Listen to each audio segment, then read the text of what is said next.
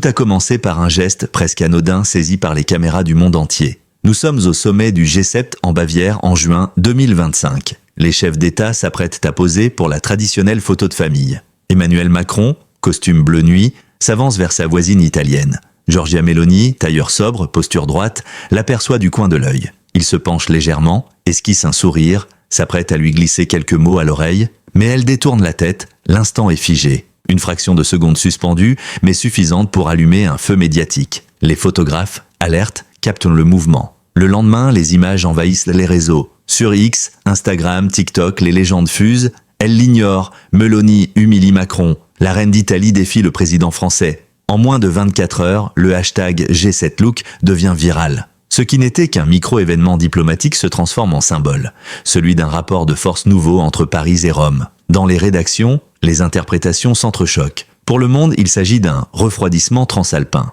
Pour Il Corriere della Sera, c'est le moment où l'Italie cesse de courber les chines.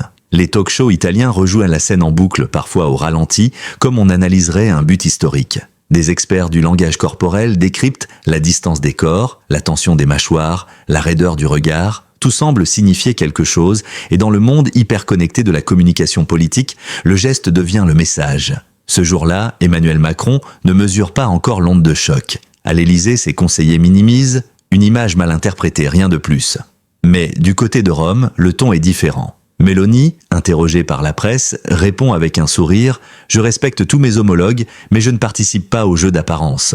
Une phrase courte, tranchante, calculée. En une ligne, elle vient de transformer une simple esquive en manifeste politique. Derrière ce regard évité, se cache une stratégie de communication redoutable. Depuis son arrivée au pouvoir, Giorgia Meloni a appris à manier les symboles. Chaque posture, chaque silence est une arme. Là où Macron incarne la parole, elle incarne le geste. Là où il cherche à séduire par l'intelligence du discours, elle séduit par la clarté du refus. Elle sait qu'en politique, surtout à l'ère numérique, il suffit d'un mouvement pour raconter une histoire. Et cette histoire, désormais, c'est celle d'une femme qui tient tête au président le plus puissant du continent. Dans les chancelleries, on parle d'un incident sans conséquence. Mais à Bruxelles, certains diplomates perçoivent déjà une fracture. Le duo franco-italien, censé piloter les grands équilibres européens, semble désormais avancer sur deux lignes parallèles.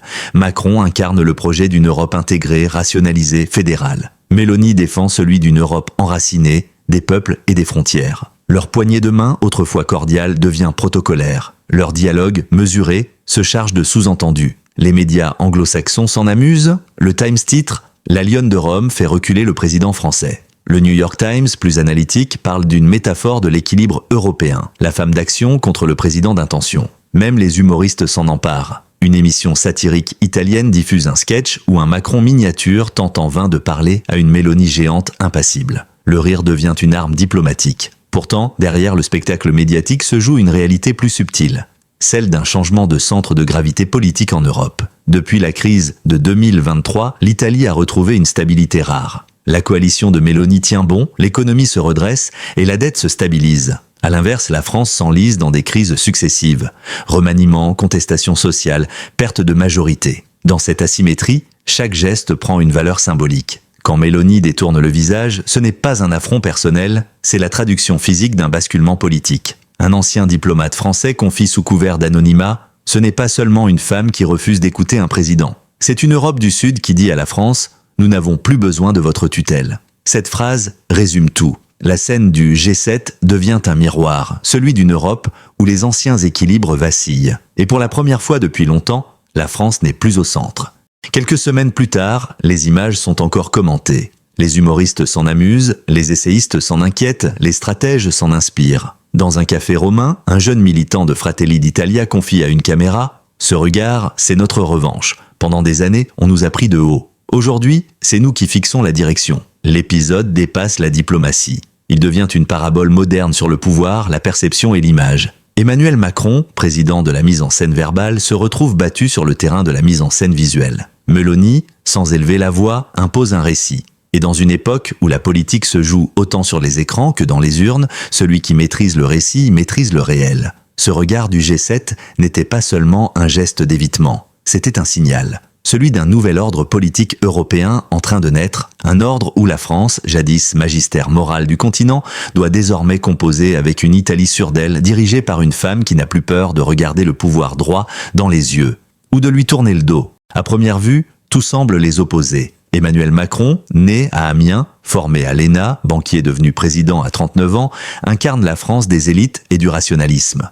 Giorgia Meloni, née à Rome en 1977, issue d'un quartier populaire, élevée par une mère seule, représente la fille du peuple devenue chef d'État. Deux destins, deux langages, deux Europes qui ne parlent plus le même idiome politique. Macron pense en concept, Meloni en symbole, lui cite Paul Ricoeur et l'héritage des Lumières. Elle invoque Dante et les valeurs de la famille italienne. Là où le président français théorise le projet européen comme un idéal de convergence, la présidente du Conseil italien parle de souveraineté concrète, le droit de chaque peuple à exister selon ses traditions. Dans leur discours, on entend la différence d'éducation. Le style technocratique et feutré du premier, le ton franc et charismatique de la seconde. Et pourtant, derrière cette opposition apparente se cache un même instinct, celui du pouvoir personnel, de la maîtrise du récit, du contrôle de l'image. Macron a grandi dans le confort d'une bourgeoisie cultivée, protégée, admirée pour son intelligence précoce. Meloni, au contraire, a grandi dans une Italie post-industrielle, fracturée, témoin des difficultés d'une mère qui élève seule ses enfants après le départ du père. Lui s'est construit dans les salons de la République,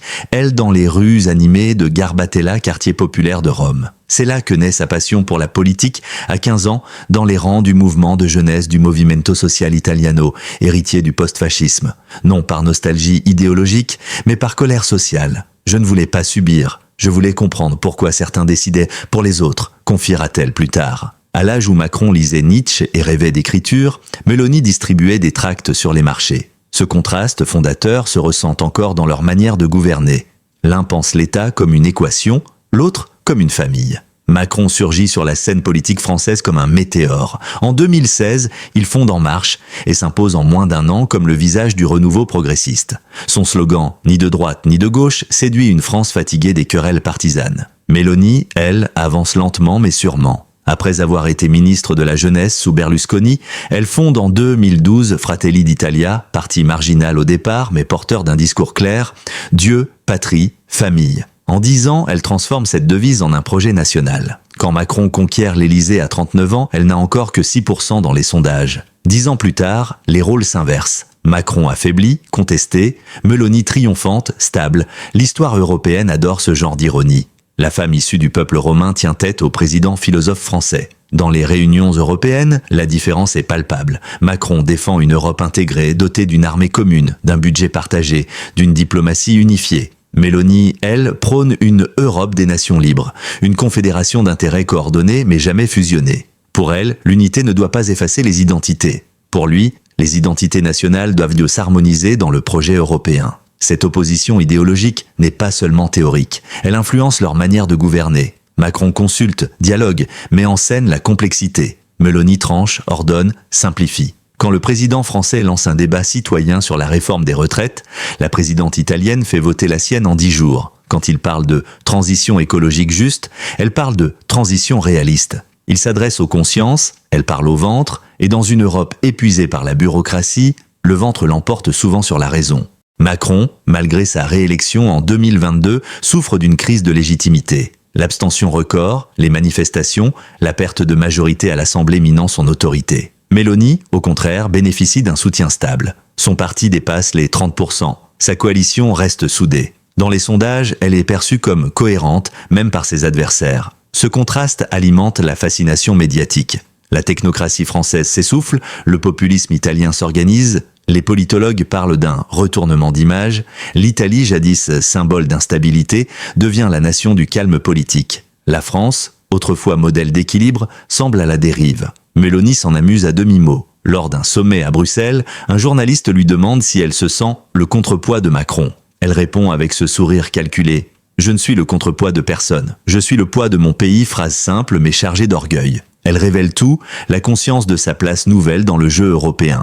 Leur rivalité n'est pas une querelle personnelle, mais une confrontation de civilisation politique. Macron incarne la continuité de l'Union telle qu'elle fut rêvée, centralisée, rationnelle, moralement universaliste.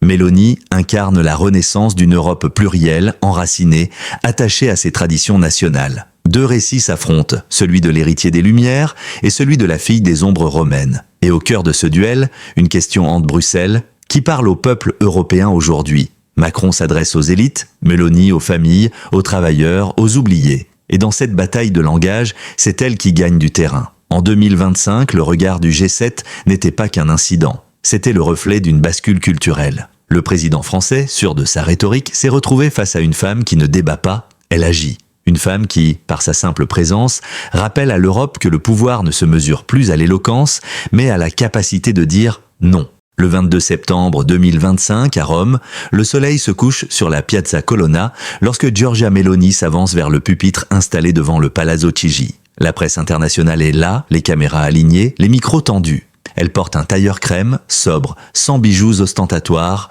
le ton est calme, presque maternel. Pourtant, ces mots vont ébranler l'Europe. Un jour, en France aussi, un gouvernement conservateur reviendra. 8 mots, pas un de trop, une phrase mesurée mais taillée comme une lame. À cet instant, le silence s'abat sur la salle. Quelques secondes d'incrédulité, puis le murmure des journalistes. A-t-elle vraiment dit cela? La vidéo fait immédiatement le tour du monde. En Italie, les chaînes d'information interrompent leur programme pour la rediffuser. À Paris, les conseillers de l'Élysée s'affolent. À Bruxelles, on parle d'un incident sémantique majeur. Pourtant, Mélanie n'a pas nommé Macron, ni attaqué la France. Elle a simplement prononcé une prophétie, une projection, une phrase qui, sous son apparente neutralité, porte un message politique explosif. Depuis ses débuts, Mélanie sait que la force d'une phrase ne dépend pas de sa longueur mais de son ambiguïté. En politique, le non-dit est une arme. Son entourage confiera plus tard que tout était prévu. L'heure, le lieu, le ton, même la lumière du crépuscule. Le 22 septembre n'est pas un hasard, 3 ans, jour pour jour après son investiture officielle, une manière de marquer une étape. Elle sait que la France traverse alors une crise politique aiguë. Le gouvernement de Sébastien Lecornu vient de tomber, le pays s'enfonce dans l'incertitude. En plaçant sa phrase dans ce contexte, Mélanie ne parle pas à Paris. Elle parle de Paris, à toute l'Europe. Elle se positionne comme la voix de la stabilité face au chaos français. Les médias italiens saluent son audace. Mélanie annonce le retour du conservatisme européen. Titre « La Repubblica ». En France, le ton est plus acerbe. Le Monde évoque une ingérence inacceptable, tandis que le Figaro reconnaît une habileté politique remarquable. À Paris, la soirée vire à la crise diplomatique. Selon une source proche de la présidence, Emmanuel Macron convoque en urgence une réunion avec ses conseillers européens. Il s'interroge, doit-on réagir, ignorer, condamner? Un ministre, plus impulsif, suggère un communiqué ferme. Un autre prône le silence, répondre, c'est reconnaître. Finalement, l'Élysée choisit la prudence. Aucune déclaration officielle. Mais le lendemain, plusieurs proches du président parlent d'une provocation inutile. Le mal est fait, le mot « provocation » s'impose dans le débat public. Les talk-shows s'en emparent. Sur C'est à vous, les chroniqueurs s'interrogent « Et si Mélanie disait tout haut ce qu'une partie de la droite française pense tout bas ?» Sur BFM TV, un analyste lâche « Ce que Macron redoute, c'est que sa phrase trouve un écho en France même. » Chaque séquence est soigneusement maîtrisée. Le lendemain de la déclaration, le compte officiel de la présidence italienne publie un extrait de 30 secondes. Le plan est serré sur le visage de Mélanie, le son clair, la lumière dorée. L'effet est cinématographique. En communication politique, on appelle cela le moment image. Ce moment où la cohérence visuelle renforce la cohérence idéologique. Mélanie ne crie pas, ne désigne personne. Elle incarne la certitude tranquille d'une Europe qui n'a plus peur de parler de valeurs conservatrices. Et face à ce calme, la fébrilité française paraît presque pathétique. À Bruxelles, les diplomates européens oscillent entre gêne et fascination. Officiellement, la Commission rappelle le devoir de réserve des chefs de gouvernement. Officieusement, plusieurs commissaires admettent qu'ils comprennent la remarque italienne. Un haut fonctionnaire confie « Elle a dit ce que beaucoup pensent. La France n'est plus un modèle, mais un symptôme. » Les capitales du Nord observent, amusées. À Varsovie et Budapest, les gouvernements applaudissent discrètement. Mélanie devient la figure de proue d'un conservatisme européen réhabilité, capable de défier sans rompre, de provoquer sans agresser. Certains y voient une erreur diplomatique, mais en réalité, Mélanie n'a rien laissé au hasard. Chaque mot sert à repositionner l'Italie comme acteur central du débat européen. En un geste, elle inverse le rapport de force. Ce n'est plus Rome qui suit Paris, c'est Paris qui réagit à Rome. Les analystes parlent d'une provocation utile, une manière de tester la solidité du pouvoir macronien tout en séduisant les droites européennes. Et ça marche. En Espagne, Vox la cite en exemple. En Pologne, le gouvernement Morawiecki salue la franchise italienne. Même en France, certains membres des Républicains admettent à demi-mot « Elle a dit ce que nous n'osons plus dire ». L'art du non-regret. 3 jours plus tard, interrogée par la RAI, Meloni refuse de se rétracter. « Je n'ai insulté personne, j'ai seulement exprimé une conviction, les cycles politiques changent, aucune colère, aucun triomphalisme. » Ce ton maîtrisé déroute ses adversaires. Macron, lui, reste silencieux. Ce silence devient une faiblesse. Car en politique moderne, celui qui ne répond pas perd la maîtrise du récit. Le 22 septembre 2025 restera comme une date clé. Le moment où la chef italienne, d'un ton posé, a réussi à faire trembler l'équilibre politique européen. Ce n'était pas une phrase, c'était un signal. Et ce signal, répété, amplifié, interprété, a marqué le passage d'une Europe de la parole à une Europe de la posture. Derrière les images et les mots, il y a la réalité des chiffres, froid, implacable. En politique, la stabilité se mesure moins au discours qu'au bilan. Et depuis 2022, le contraste entre Rome et Paris est saisissant. 3 ans après son arrivée au Palazzo Chigi, Giorgia Meloni a transformé l'Italie en un laboratoire de rigueur politique. Ses premiers mois ont été marqués par la peur. Peur des marchés, peur de Bruxelles, peur d'un retour du chaos. Elle a répondu par la discipline. Pas de scandale majeur, pas de crise gouvernementale, fait inédit depuis 20 ans. Son parti, Fratelli d'Italia, dépasse les 30% d'intention de vote.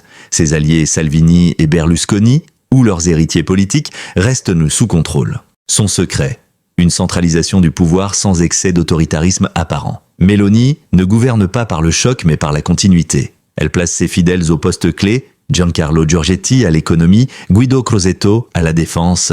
Le trio fonctionne comme une horloge. Les budgets sont votés à l'heure, les réformes appliquées sans grève massive. Dans les statistiques, la croissance italienne atteint 1,7% en 2025, un chiffre modeste mais supérieur à celui de la France, stagnante à 0,3%. La dette publique, toujours vertigineuse mais sous contrôle grâce à une politique de patriotisme industriel.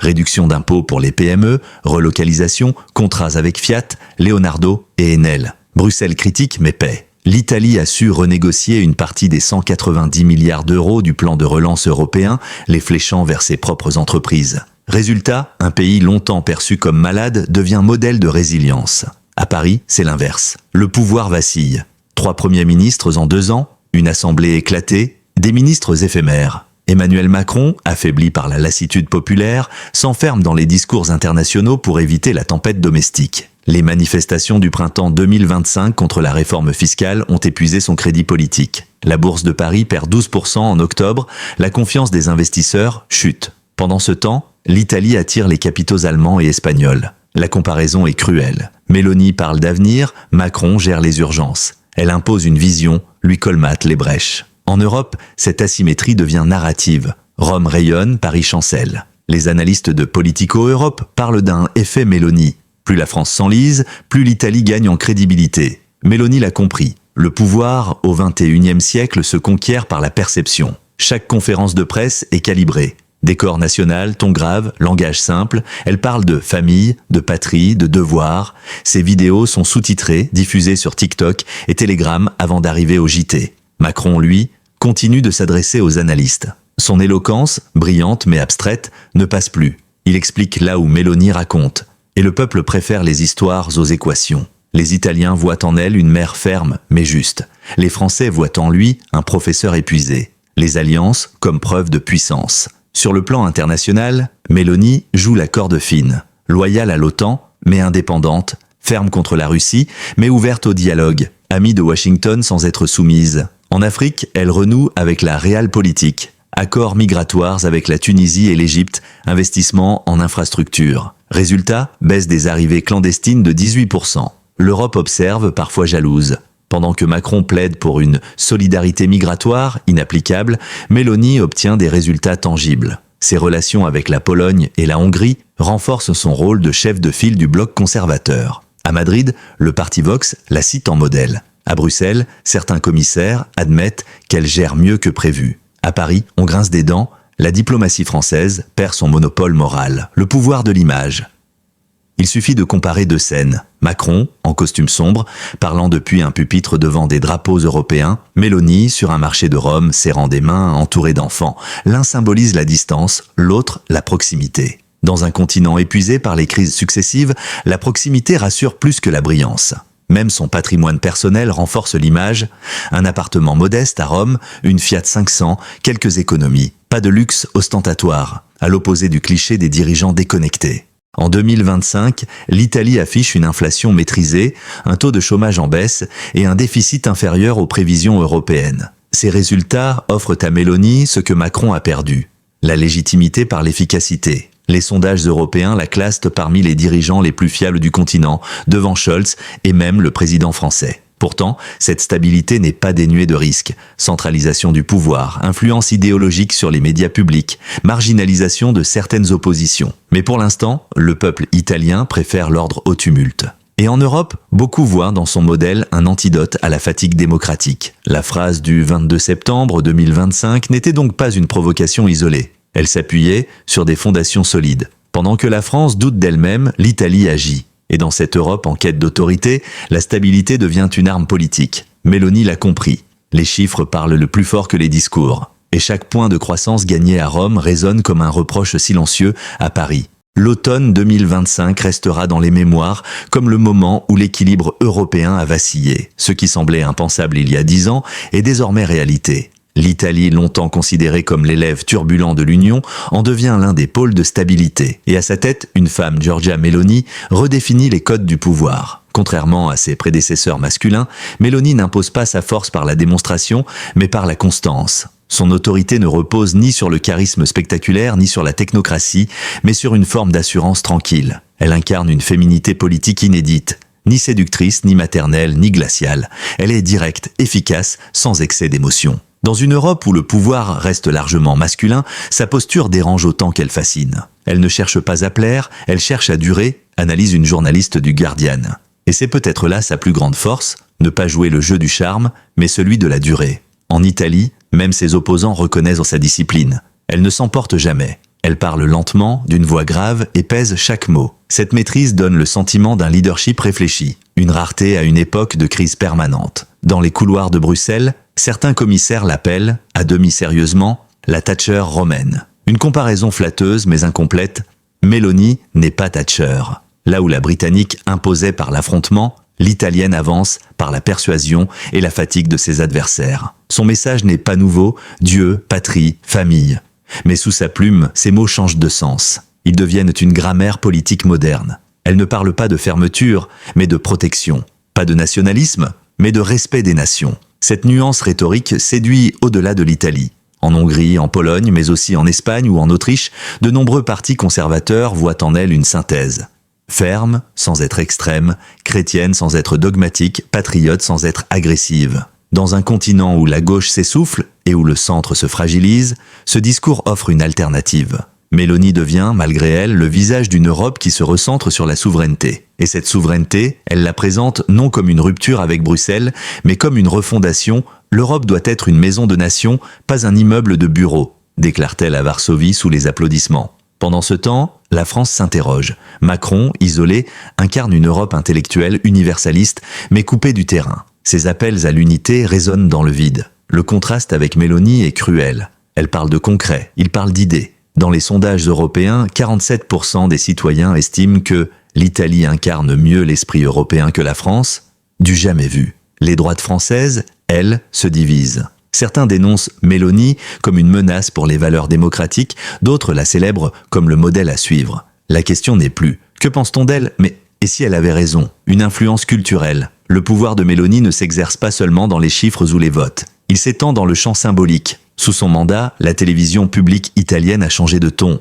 Plus de programmes historiques, plus de récits familiaux, moins de débats idéologiques. Ses adversaires crient à la propagande, ses partisans parlent de reconquête culturelle. Et ce repositionnement, qu'on le veuille ou non, inspire ailleurs. En France, des think tanks de droite étudient la méthode Meloni, combiner la rigueur économique, la défense des valeurs et la maîtrise du récit médiatique. Ce modèle, moins brutal que celui d'Orban, plus populaire que celui de Macron, pourrait devenir la nouvelle matrice conservatrice européenne. Le pouvoir du récit, au fond, tout repose sur cela. Le récit. Depuis le regard évité du G7 jusqu'à la phrase du 22 septembre, Meloni a imposé un fil narratif cohérent. Elle a transformé la diplomatie en dramaturgie, la communication en politique, la posture en stratégie. Et dans une Europe saturée de discours, cette cohérence visuelle et émotionnelle vaut plus qu'un programme. Le duel Macron-Meloni n'est pas un simple conflit d'ego, c'est une bataille pour la définition du leadership européen. Lui représente la raison éclairée, elle, la conviction enracinée. Et à la fin de l'automne 2025,